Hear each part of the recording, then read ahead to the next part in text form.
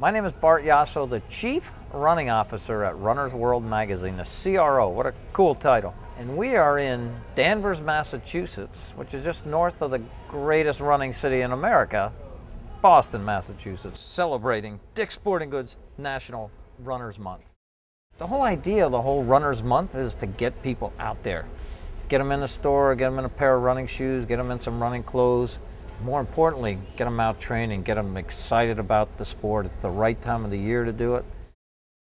May is a perfect time to ramp up your training, kind of up those miles. We tend to have good spring weather. I'm going to go for a run tonight with a group of people, come back and sign a few books, and then I want to answer a lot of running questions, and I want to inspire a lot of people to take their running to a new level.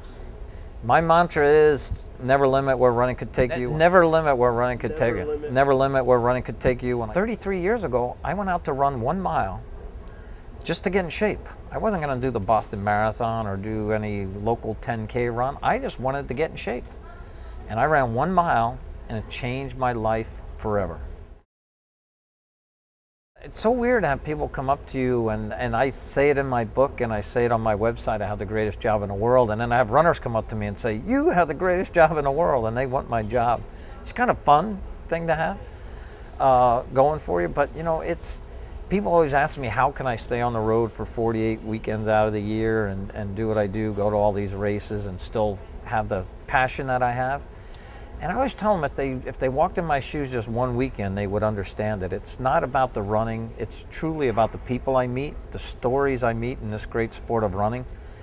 And since my book was launched, I really opened up my life story in the early chapters of my book. So people just come right up to me and, you know, total stranger, and tell me their life story, right, you know, they summarize it in about 2 minutes. And I'll tell you, some of the things that people overcome just to get to the starting line of races is mind-boggling to me. You know, just this past weekend, and I did a race in Ogden, Utah called the Ogden Marathon. I crossed the finish line, and I'm real happy that I finished, felt pretty good.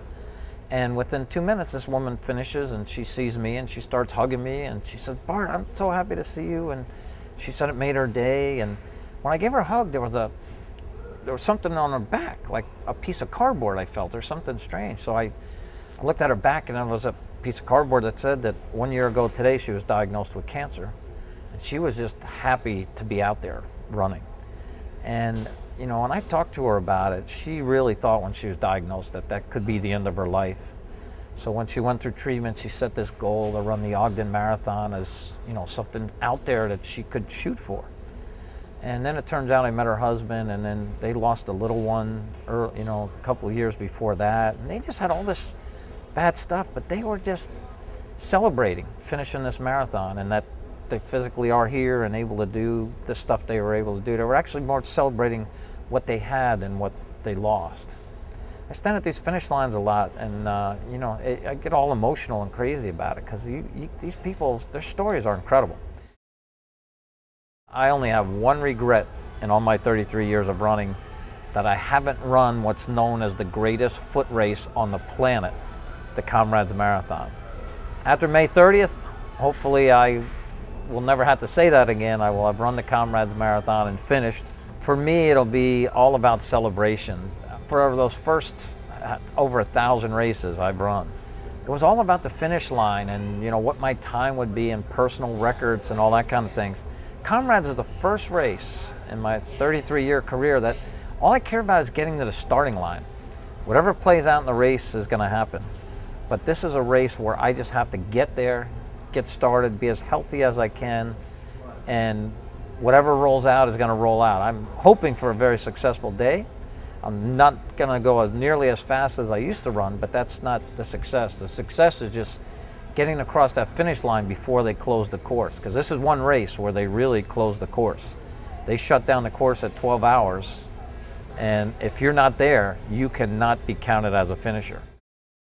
You know, I think when we talk about why would somebody, you know, after a loss of a loved one or some traumatic thing in their life, you know, an illness, why would they gravitate to running? What does it? And I believe it's one word. I believe it's the word inclusion. And I think the most important thing in life and what everybody wants is to be included. And running, I think, does it better than any other sport.